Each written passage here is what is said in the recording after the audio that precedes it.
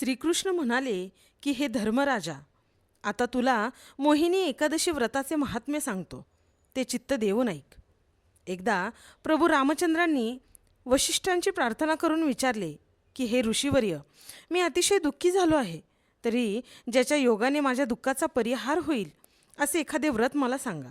तेव्हा वशिष्ठ म्हणाले की हे रघुकुल तिलका, तू सकल सुखांचे माहेर असताना तुला दुःख होणे शक्य तरी आहे काय? पण ज्या अर्थी तू प्रश्न विचारला आहेस त्या अर्थी तो लोकहितास्तव असला पाहिजे. असो, ज्याच्या योगाने दुःखाचा परिहार होईल असे एक सुलभ व्रत त्याच्या पूर्व इतिहासासह मी तुला सांगतो. पूर्वी सरस्वती नदीचे काठी भद्रावती नावाची प्रख्यात नगरी होती. तेथे द्युतिमान नावाचा राजा राज्य करीत होता. भद्रावती नगरीत धनपाल नावाचा व्यापारी राहत असे. तो अत्यंत धार्मिक होता. त्याने दानधर्म केला, जागोजागी देवालये, धर्मशाळा, विहिरी बांधल्या, अन्नछत्रे घातली, सडका उत्तम केल्या व नदीवर पूल बांधले. त्याला सुमन, दुजा, द्युतिमान, मेधावी आणि धृष्ट बुद्धी अशी 5 मुले होती.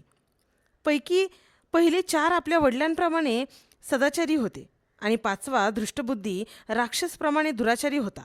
जुगार खेळणे, दारू पिणे, वैशागमन करणे, शिवाय संत सज्जनांना अपशब्द बोलून दुःख देणे, धर्माची हेटाळणा करणे, देवादिकांना तुच्छ मानणे, कुलवान स्त्रियांचे पातिव्रत्य भ्रष्ट करणे वगैरे पापकर्मे तो नेहमी करीत असे. दृष्टबुद्धीच्या निंद्य वर्तनामुळे त्याच्या पित्याला धनपालाला अत्यंत दुःख होऊ लागले व शेवटी त्रासून त्याने त्यास घराबाहेर हाकलून दिले. नंतर तो दृष्टबुद्धी निराळे घर करून राहिला.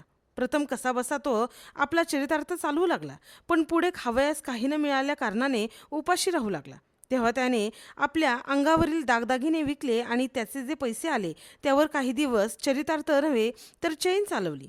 पैसे संपल्यानंतर तो चोऱ्या करू लागला. पुष्कळशा चोऱ्या राजदूतांनी धनपालकडे पाहून दुर्लक्ष केल्यामुळे पचल्या गेल्या.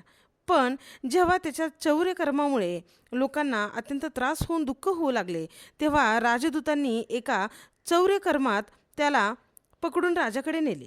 राजाने सज्जन, धर्मात्मा, विष्णुभक्त अशा धनपालाकडे पाहून त्याला कोणतीही दुःखदायक शिक्षा न करता आपल्या राज्याच्या हद्दीबाहेर हाकलून दिले. नंतर तो दृष्टबुद्धी घोर व भयानक अशा एका अरण्यात राहू लागला. तेथे त्याला अत्यंत दुःख होऊ लागले. त्याची वस्त्रप्रावरणे फाटली, खाण्यापिण्याला काही मिळेनासे झाले. तेव्हा हरिणासारख्या गरीब प्राण्यांची हिंसा करून उदरनिर्वाह करू लागला. त्याच्या या स्थितीत त्याला कृतकर्माचा पश्चाताप होऊ लागला. अशा प्रकारे तो दुःखद काळ कंटत असताना एके दिवशी भटकत भटकत कौंडिन्य ऋषीच्या आश्रमात आला.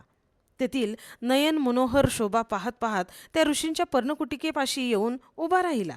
इतक्यात ज्ञानाचे, सज्जनांचे मूर्तिमंत अवतार असे जे कौंडिन्य ऋषी गंगेहून स्नान करून त्या पर्णकुटिकेपाशी आले व हातातील कमंडलू खाली ठेवला आणि गंगेमध्ये धुवून आणलेले वस्त्र सुकत टाकत घालण्याकरता घडी घालून झटकू लागले.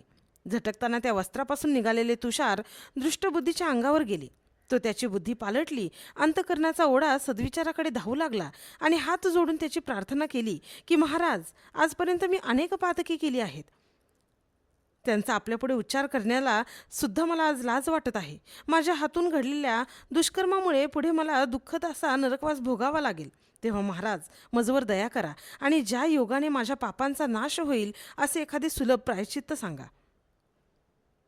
दृष्टबुद्धीच्या हातून घडलेल्या दुष्कर्मांचा पश्चाताप त्याला झालेला आहे हे पाहून कौंडिन्य ऋषींना त्याची दया आली व ते म्हणाले की ज्याच्या योगाने तुझ्या पापांचा नाश होईल असा एक सोपा उपाय तुला मी सांगतो.